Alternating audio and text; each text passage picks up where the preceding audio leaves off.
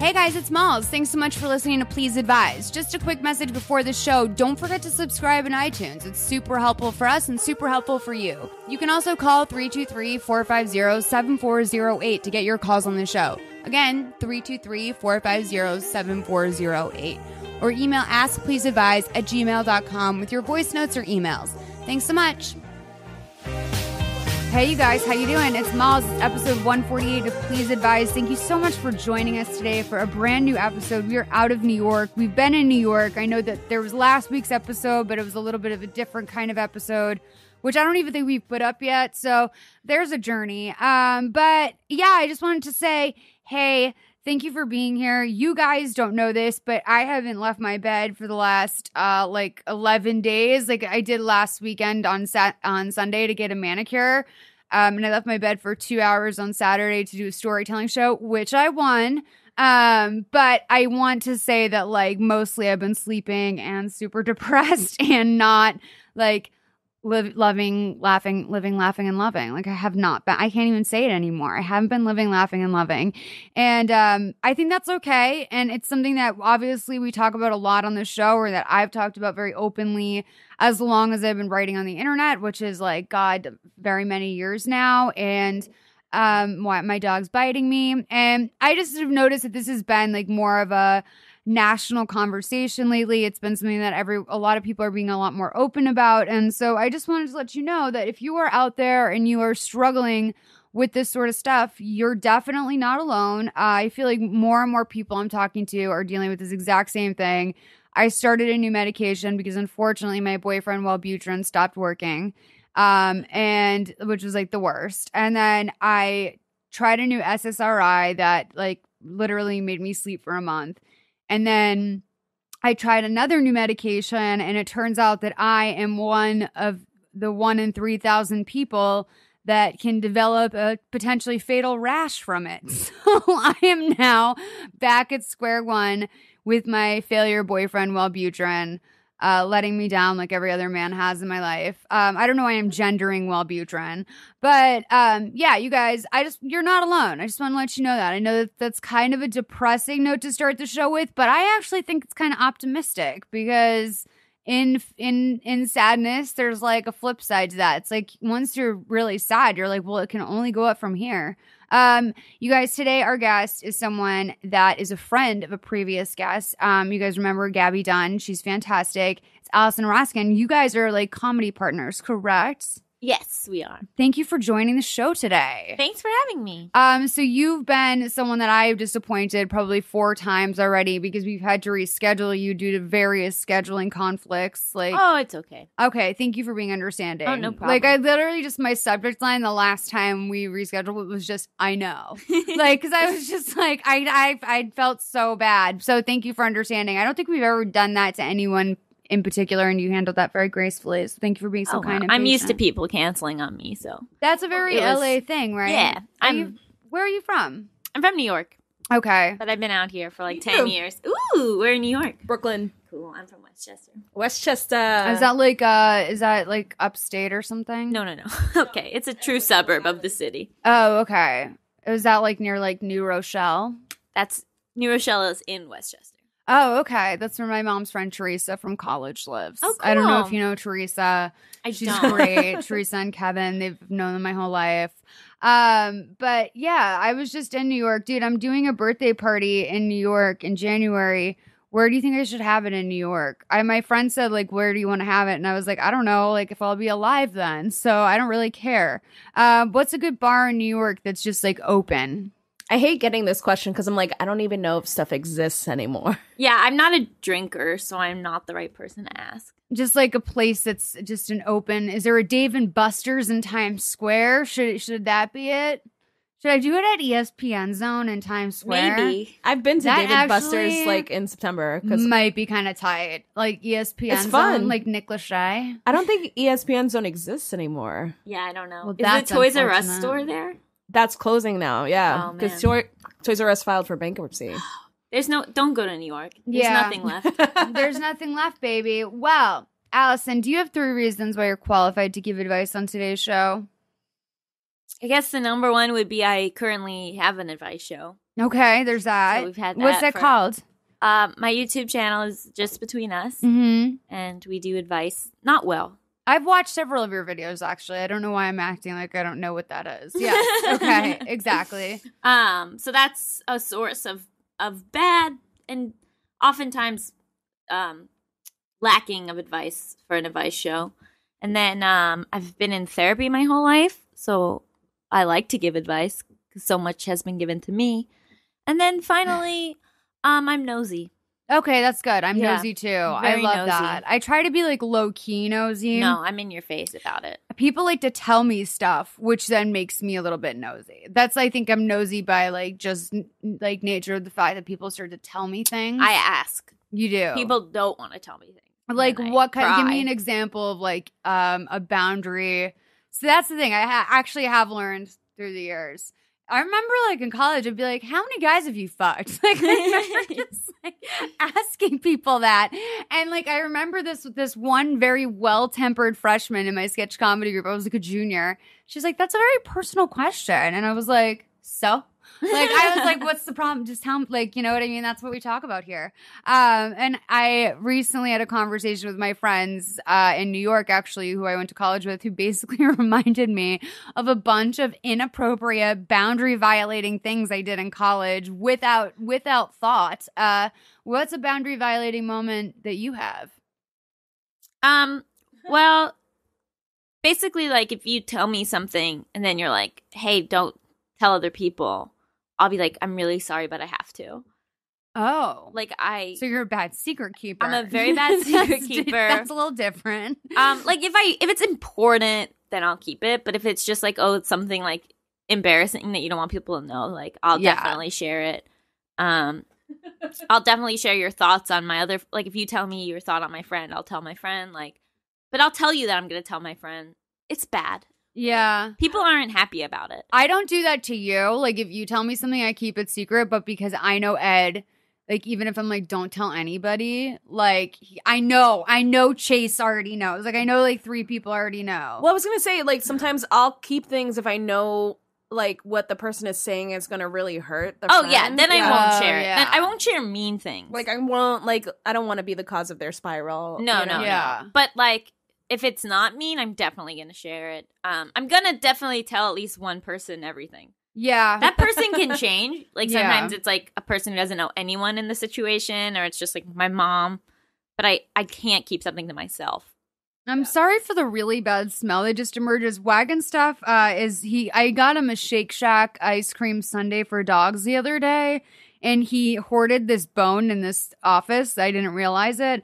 And he's really getting into it now, and it smells pretty gross. It smells. Okay. I mean, maybe I can't just smell anything. So. I'm just like way closer to it, I think. But anyway, sorry if that's boundary violating to you. No, my dog chews disgusting things. Yeah. Oh yeah, all the time. And also, like, you know, just Wags has like started to smell a little bit. Like as he's like an old man. Like now that when he reached like 9, like he started to like have gas. Like he started to have like.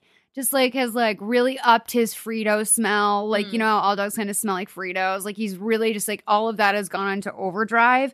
And I've always prided myself on the fact that Wags is a naturally clean, very, like, well taken care of dog. Like, I used to, like, shampoo him all the time as a puppy. But then I realized, he doesn't really need, Wags is chill. Like, he's clean as hell.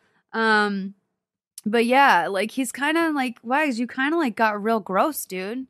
You guys call in if your dog is gross. 323-450-7408. And I want to remind you that we are doing something very special right now, which is that we have a big fucking treat for you guys.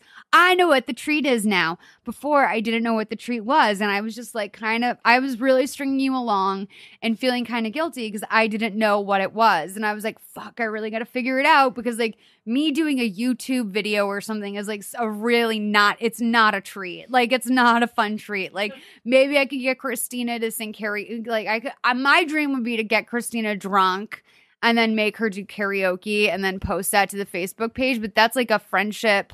That's like a friendship thing. I can't do that to her, but that's my dream. But I couldn't think of any sort of prize for you guys if you do what I asked, which is go to Apple Podcasts and to leave a 5-star review and a comment, because if we get 500 of them by the new year, which is coming up, you guys, this is like really, you tell your friends, because I'm probably going to do the surprise for you anyway, but if you guys let me down, I mean, this has been 3 years, okay? This is episode 148, and we haven't even counted all the episodes. So, like, really, you guys, go leave that review. Leave that goddamn review on Apple Podcasts. Just go to. It's so easy. Here's the thing. I would totally do the karaoke video only if it was going to be up for like 24 hours. Like if it wasn't on the internet forever. Okay, well then we're going to double down. So we're going to do we're going to do on the Please Advise Snapchat, we're going to do Christina drunk doing karaoke, that will eliminate it after 24 hours. Plus, we have a gigantic surprise, which actually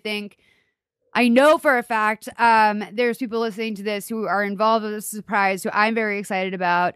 I know what is it? I can't tell you. It's a surprise. Oh. Do you want me to cut it? Well, we can cut don't it. Tell me. Allison. No, don't tell me because I'll tell somebody. Oh, that's right. Oh, yeah. I can't trust you. You should have been listening. I was going to tell you. Right. I was going to tell you. Right. I can't tell you anything. Which is, by the way, like not at all like what I would describe as being nosy. I would describe that as being a bad secret keeper. Just yeah, but I'm also nosy. Okay, just for future reference. Like I'm prying to get your secrets and then I share them. Well, let's get into some other people's secrets. We have a bunch of calls. People are real desperate when they call here, and I've really been trying to pander to the desperates late at night. That's when I've mostly been posting, like 10:47 on Saturday night, when I know that like there's someone drunk and sad and angry that's going to call with some feels. Let's do that. Hi, Moms, Christina, and guest. It's Kayla. I am currently having some friend dilemmas. To start, I'm about to turn 25 and am recently married. And I'm in this phase in my life where I feel like I don't know what my friendships mean, not only to myself but to other people. I had a friend who I had known for a couple of years when I asked her to be in my wedding. She was calling and texting multiple times a week and making the hour drive down to see me, and was actually questioning my other friendships because she was so supportive and great and always there. However, I haven't seen her since the wedding, which was 4 months ago about, and asked her to hang out or mention us getting together. Even volunteering to come to her, she just replies with a weird answer like, sure, that sounds like fun, maybe in a few weeks. Or, yeah, we really need to get together. And then I'll say I'm coming up, and then she gives me kind of an evasive answer. So then I just end up hearing nothing after checking back in. So do I chalk it up as us being adults and accept that friendships fade away, or was she just not my real friend in the first place and just wanted a seat at the wedding? Or what's going on? I guess I don't know. It's just hard keeping and making friends, I feel, at this age that I don't know what to do. So please advise. Thank you. Christina said she can't wait to hear my hot take, but I don't think it's that hot of a take. I think anyone who is really listening can tell you this. 1, no one wants to go to your stupid fucking wedding unless you live in the most boring state in the world. I love weddings. I love weddings too, but like I'm not going to fake a friendship with someone to get a seat at a wedding. I'm not that desperate. I maybe would. Okay. So this is the other thing. Okay. You're like, I even offered to drive to her. Like as if that's unusual to reciprocate with a friend. Like, oh, I'll come to your place. Like, no, it sounds to me like you've expected this person to come to you, that it's been about your wedding, that it's been about you. I think, honestly, she's probably annoyed with you, thinks that you think the world revolves around you, and I feel like you probably owe her an apology. If I had to guess, I would say that she feels very probably just taken advantage of. I know that I would. I know that that's like kind of what I was listening to. I was picking up on a lot of things where I was just like, it sounded like you being a friend was more of an effort for you than it was for her. And that's weird. And that's like the basis of friendship. And also you're 25. That's actually not a hard age to hold on to friends. It's like an age of discovery for new friends for sure. But I mean, it's not like you're 32 and like y'all are living in like different states or something and like just in totally different career paths and places in your life. I don't know if you live in a place where time is sped up in some crazy way, but even in some of the more like, you know, some of the people that we talk to on the show who are younger who want to get married are usually like more like 27, 28. The people who live even in the South are like closer to that age. So when I hear you say I'm 25, my friendships have come to a dead halt. And like the one friend I had who was coming to me all the time doesn't want to come to me. I even offered to go out of the way and go to her. Like come on, that's what that sounded is so like. Harsh. Oh my God! Tearing into this poor girl. Oh, I mean, Allison, she knows who she called. That's what I say about these people. Is they know who they called. I'm gonna keep it real with you. I'm keeping it real. I would be annoyed as hell. I mean, and that's just my read on the situation. What's yours? It's tough because I've both been ghosted and ghosted friends. So it's difficult because it is a weird thing where like when you want a friendship to end, there's like no etiquette for that. Like. We're like obviously with relationships we're taught like and then you sit down and you break up, but with friendships that's like seems so like aggressive, dramatic. So I would you know say to her, hey, is something wrong? I really want to figure out like if you're upset with me, and if you are, like I'd love to hear why, and I'm sure and I'd love to apologize. And then if that person evades that and says, oh, nothing's wrong, and they don't want to talk about it like an adult, then I think you just got to cut your losses and move on. And I would even start with, yo, I love you. I value our friendship. I feel really bad if I did something that got in the way of our friendship. Because it sounds, I mean, if you do really value this person, which, like, I don't really know that, like, I don't know. I'm not getting a vibe from Kayla like she really knows how to be a friend. And, like, I don't want to be, like, rude, but it's, like, to have the arrogance to think that someone wants a seat at your wedding. You got that from a 2-minute phone call? No, I was listening to the words she said. Mm-hmm. Like, I was listening to the words she said and the tone with which she said it and the order in which she told her story. And what I'm getting from those things is that I'm just not seeing any sort of, like, potential blame taken on her end. I'm hearing a lot of fallacies, like, you know, friendships drift apart when you're 25. Like, that's a fallacy. Like, I mean, they drift apart at any age, but like, it's not like the world comes to a halt when you're married. It shouldn't anyway. You know, maybe your husband said something fucked up to her at the wedding, but like, just like, my God, imagine if that's what it was. I'm thinking like the friends don't like the husband. Yeah, but the arrogance to assume. But then why would she be so friendly up until the wedding? What if the husband came onto the friend at the wedding? That's what I'm saying. Like, the happened husband at the wedding. Like, yeah. Oh my God. But well, now this is now everything for me. She's spiraling, I'm sure. Listen, wow, that's interesting. I mean, maybe there is something juicy like that. I don't know if you know this man. How well do you know this man? But, yeah. How well can you ever know a man? And what are your other friendships like what are your friendships like with your other friends? It sounds like this friend is very, like, was a pretty key friendship to you. I just think this person sounds like someone who, like, the world revolves a little bit around Kayla. And like to think that it's an odd thing to reciprocate, like, oh, I'll even like go and hang out with you. Like, that really hit me hard because I was like, you should do that. You know what I mean? Like, unless she's someone that's like, oh, I don't like people at my house, or like, you know, oh, like, I don't really, you know, unless she's someone that has a reason why there's a reason why you wouldn't want to go there or why she wouldn't want you there.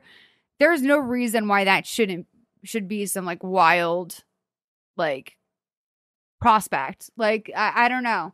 I'm just getting a vibe that like she's pissed, dude. I don't know what it is. Call me psychic, call me back and let me know. 323-450-7408, because maybe I'm completely wrong. Maybe everything I'm saying is baseless. I'm just assuming based on what you said. I mean, come on. So desperate for a seat at the wedding. Like, what? I'm sorry. Who are you marrying? Like, are you marrying Daryl Hammond? Like, what's like? You don't know. You don't know where this girl lives. It could Why have did been I go the to social Daryl event Hammond? of the year.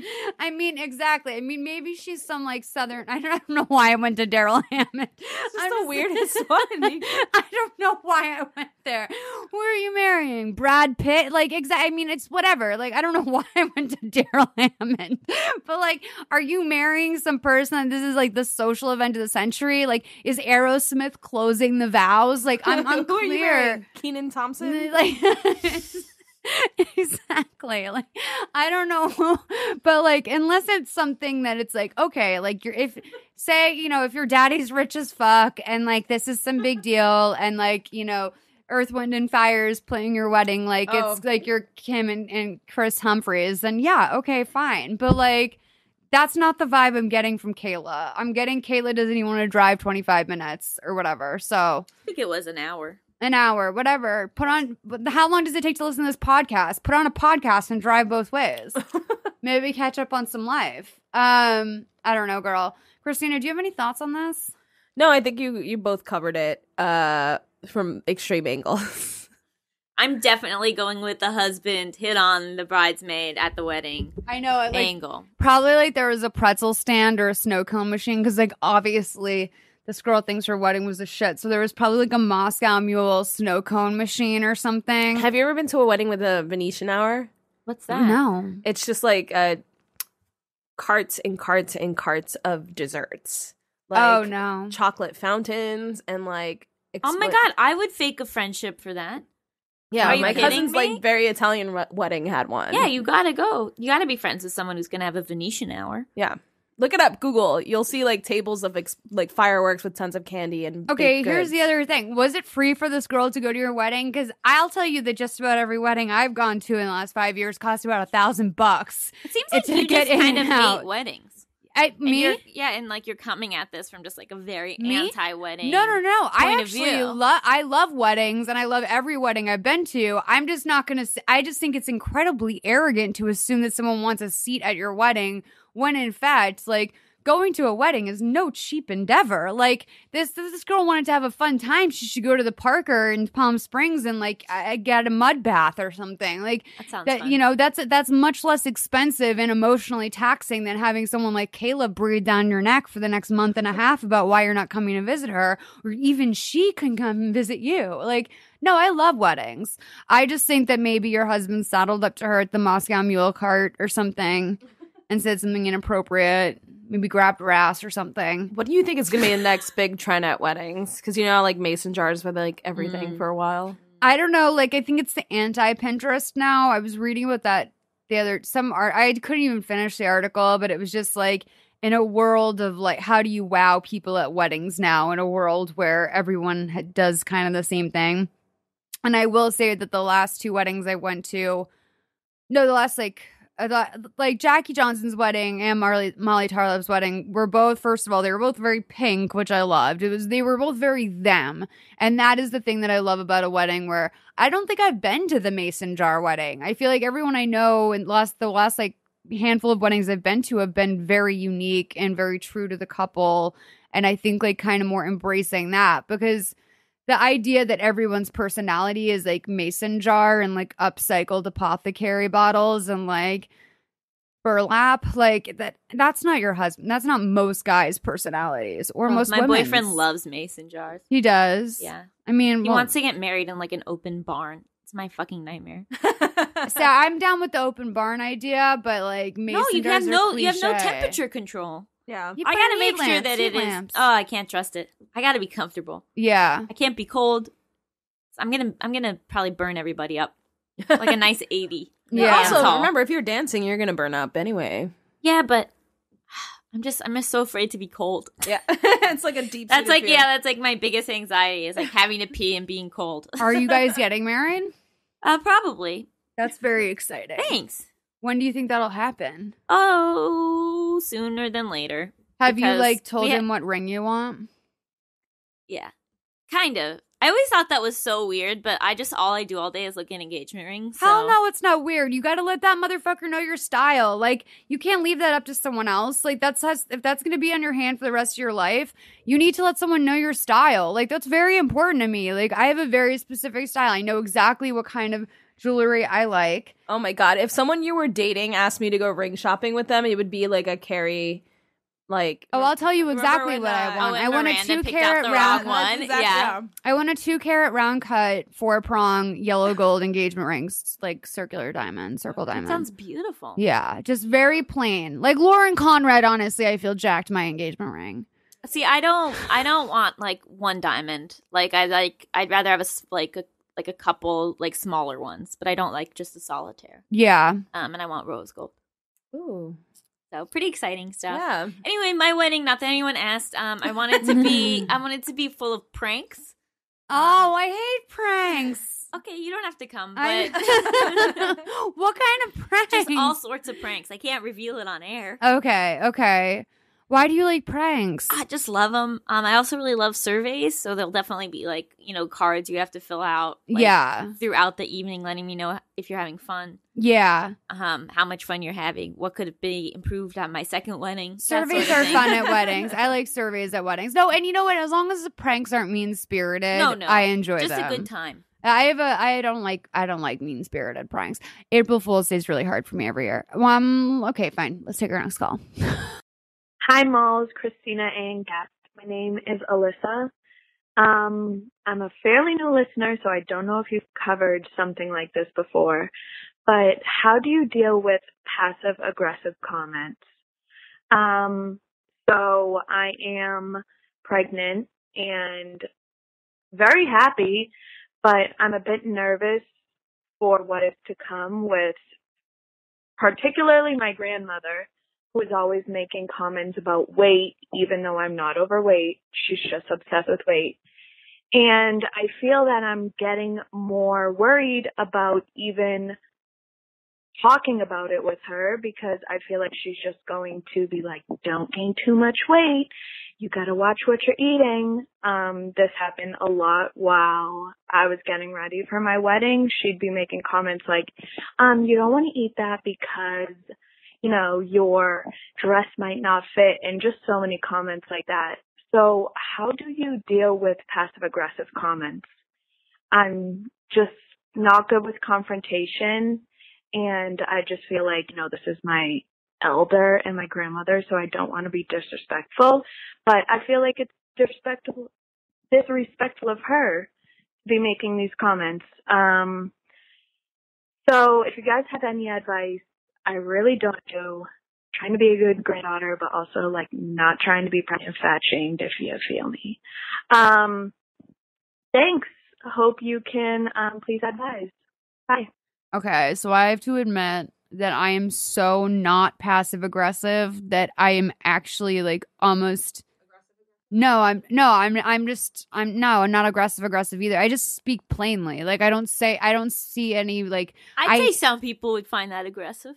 Okay, sure. Maybe people find that aggressive, but like I've been in relationships where like, someone's kind of like saying something while they're walking out the door, or like someone's, like, oh, wow, it would have been nice if you did this. And it's like that sort of thing drives me nuts in a person, except so I have to say, a lot of times when it comes to these like little sly passive aggressive things, I can be a little bit of a bimbo because I don't recognize passive aggressive behavior for what it is. I would say that her grandma's not being passive aggressive. No. She's just being mean. Yeah. Right. Like, very aggressive. Right. So there's no like hinting. No, she's like, no. She's not saying maybe you shouldn't have that extra dinner roll. Right. Yeah. That's kind of passive aggressive. Don't have that. She's saying don't have that. Yeah. And because also, like, you will get fat. That's like not passive aggressive. Yeah. To Allison's point, I was going to say like that approach, being direct or being just plain spoken. Yeah. Rubs a lot of Midwestern people the wrong way, as I have learned as a plain spoken New Yorker. Yeah.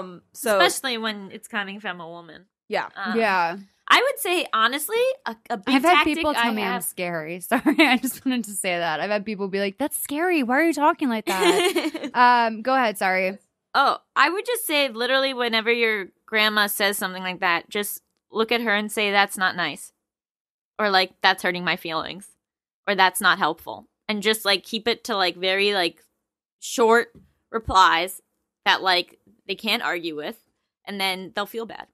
Yeah. Worry about yourself. I love to just say, like, that's not nice. And then what do you say back to that? Well, I didn't mean it. It's okay, but, like, that's not nice.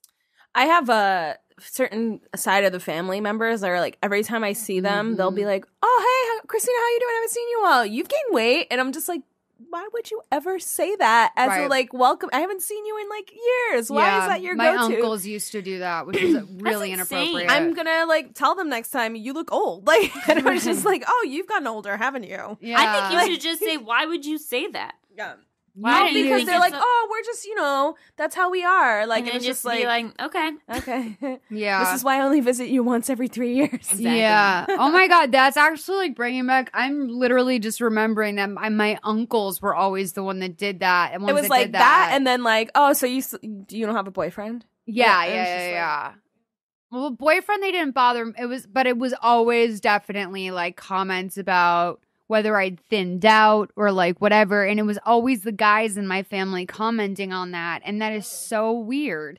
I remember my uncle saying to me once, like their assessment of how you are is valuable to you. Right. And I remember them saying like one of my uncles saying to me, she needs to know so that she can find a man. She needs to know a man's opinion of how she looks so that she can find one. I don't think my uncles have ever looked directly at me. They don't pay any attention to me at all. It's really weird. I remember my uncle saying to me once, "You poor thing, I was in 4th grade." He said, "Oh, you poor thing, you got your Aunt Sarah's figure." And like, which by the way, like my Aunt Sarah like has had 3 children, so she is on the larger side now. But like, I definitely am like on the slender side. I have really long legs. Like I'm happy with who I am. But Allison, like, if you can't tell, we grew up around really mean people. This is horrible. Yeah, but well, I mean, like, it's also like a cultural thing. Like I think in our for Irish Catholic people, like it's just like guys are allowed to do and say whatever the fuck they want, and women like are made to clean up after them and take remarks and sort of like.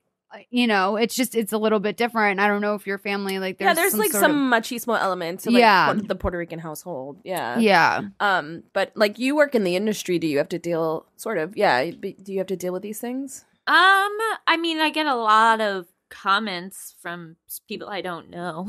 Yeah. Like a lot of like, Allison's gaining weight. Is Allison pregnant?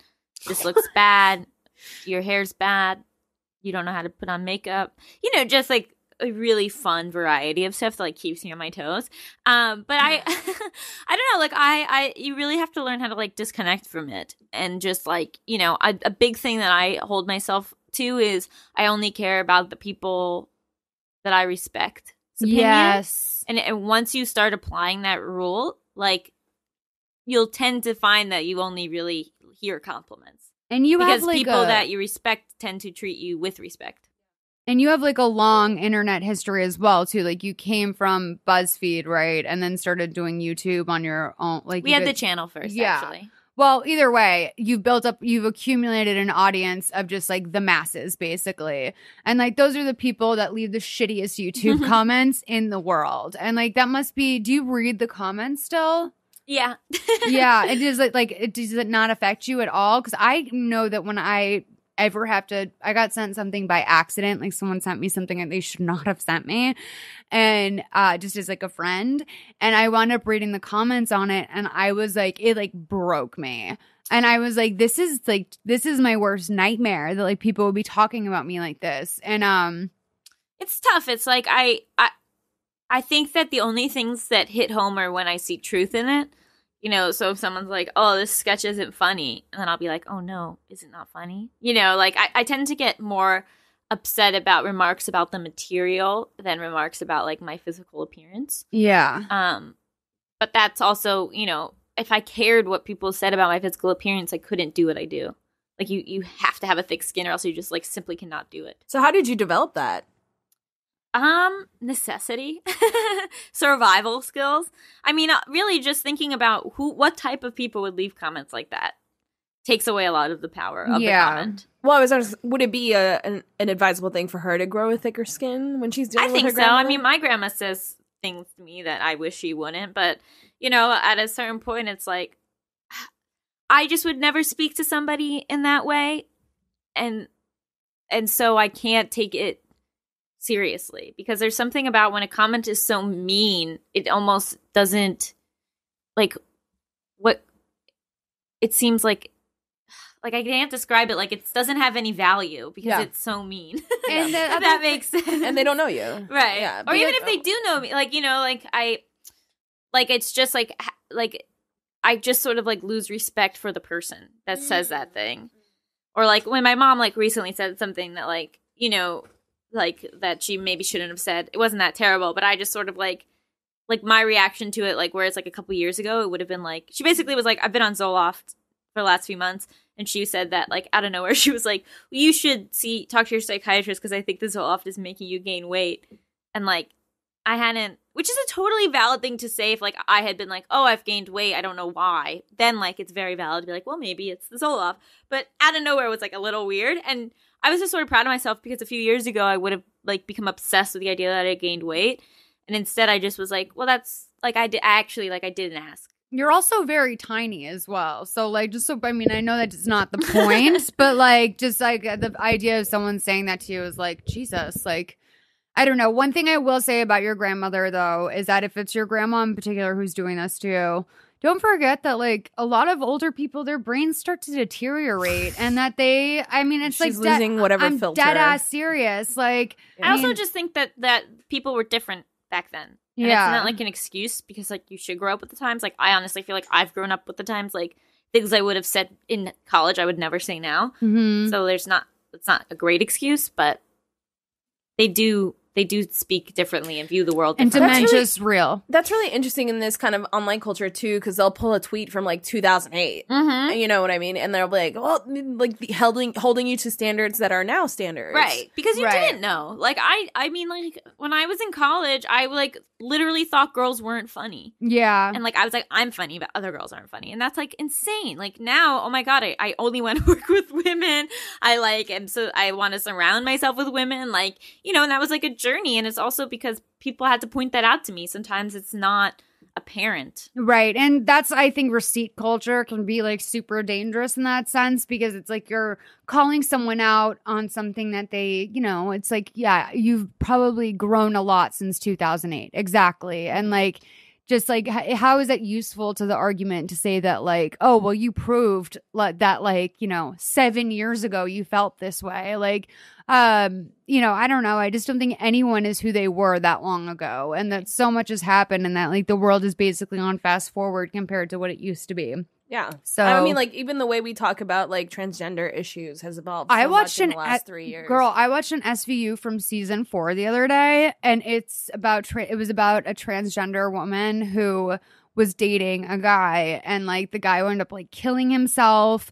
She was put in jail because she was deemed violent for her actions. Like she got like gang raped in prison, and it was like literally I could not. Mariska Hargitay said the word tranny. Like it was literally the most. I could not believe. I was like, this is like irresponsible that this is still on Hulu. Like I was like, well, like pull this from this doesn't need to. They've pulled a lot of episodes from like different series. I don't know why that is in rotation because it's so outdated that it's like. It was scary to watch that not that long ago. Mm-hmm. Like one of my favorite shows that I think handles a lot of things very well. Handled this. I mean, at the time, the best they knew how to handle it. That was like, you know, that was the conversation people were having then. Well, I think also people know now they would bring on like consultant, right? To like, talk about those issues. Well, they did a new episode this season, which I haven't watched yet, and I'm interested. I kind of was like afraid to watch it because the one I watched the other day kind of scarred me for life. But they did do a new one that I want to watch. I'll probably watch it when you leave.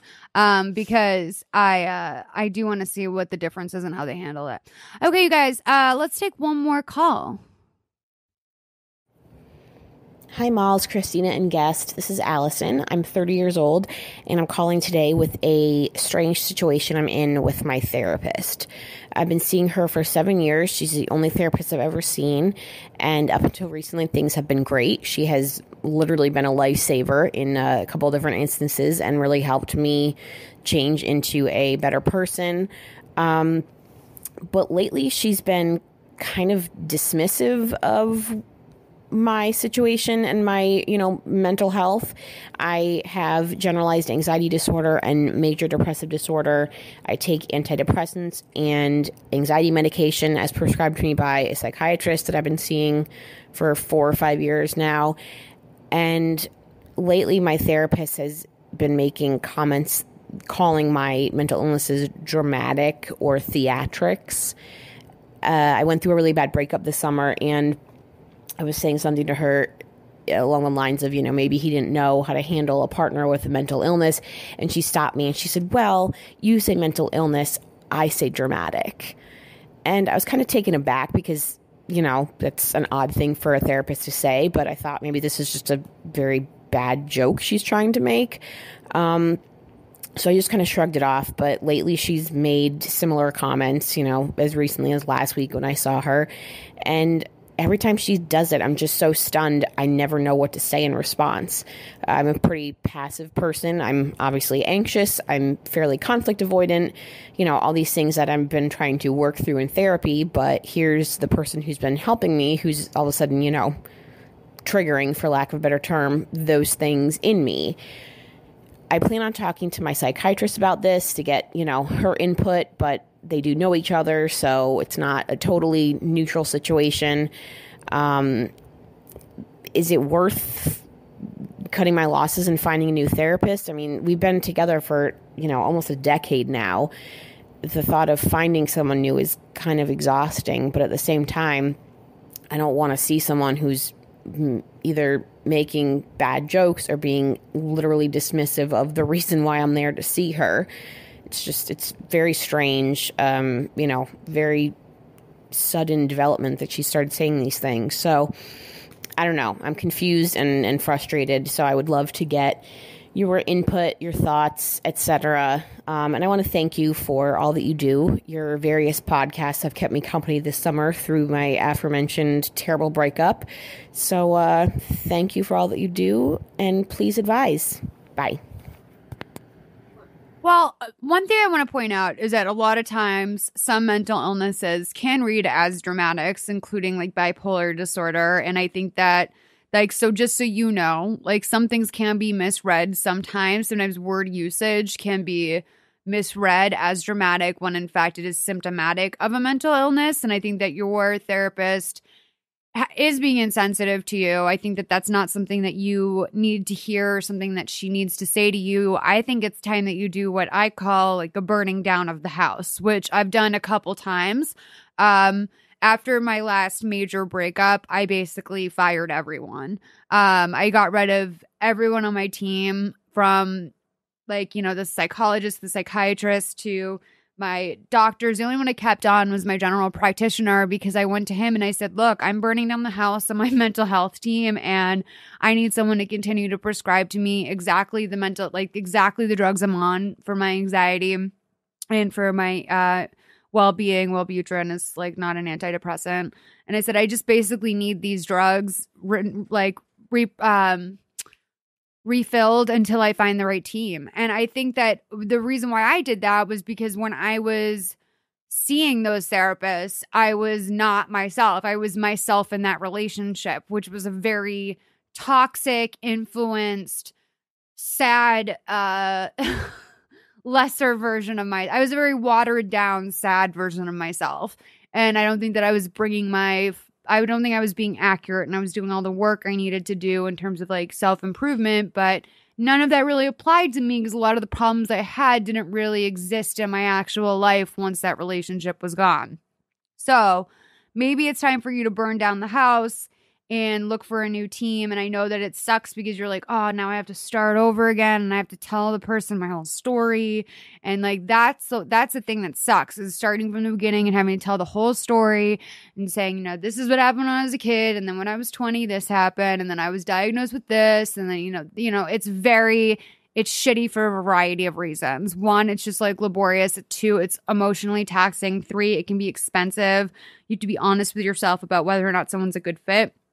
I've seen people that ultimately it just hasn't been a good fit. And it sucked because I'm like, oh man, like now I got to go find someone else to do this with. But I realized that ultimately, like, part of growing up was realizing that I couldn't just stick with the first option I found because it was working for me. What do you think, Allison? I think you got to fire your therapist. Therapists are people who knows what is going on in this woman's life. Yeah. But it's just not a good match anymore. I've had many therapists over the years. You catch them up and then you move on. I know it sucks. I would definitely say something to your psychiatrist, just honestly, just so that you have someone else in a position of power saying, yeah, that's not correct. I think that will empower you to cut ties.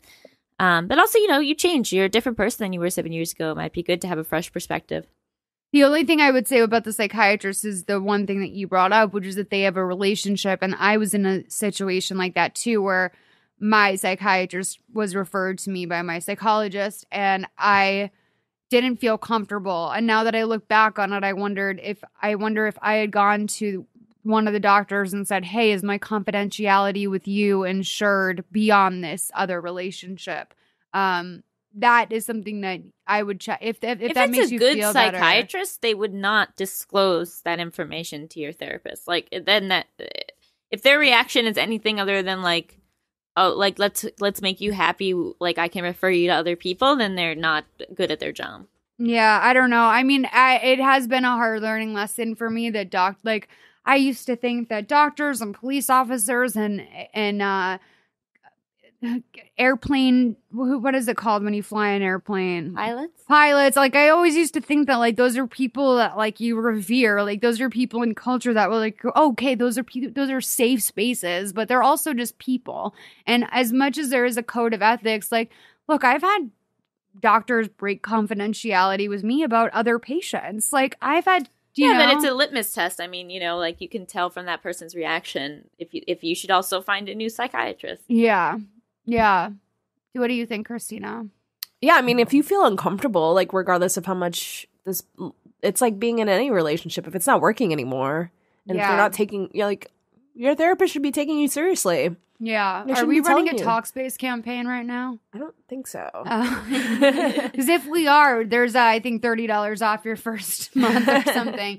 But no, I think that it's something that you should start to look into sooner rather than later. And I think it's okay to tell your therapist why you're letting them go and why you think it's time to move on. I think that's actually very important feedback for them. I know that in the past, I'm not taking my own advice. I'm giving retroactive advice that I wish that I had felt more comfortable giving at the time. At the time, I felt like I needed to get so fucking far away from those people that I just, like, ran under the cover of the night and never fucking said anything. And now I look back at that and I'm like, well, that probably only increased their thoughts that I was the crazy person and that, like, I'm in denial and hiding things or whatever. But, like, I just actually just didn't feel safe around any of them and was scared.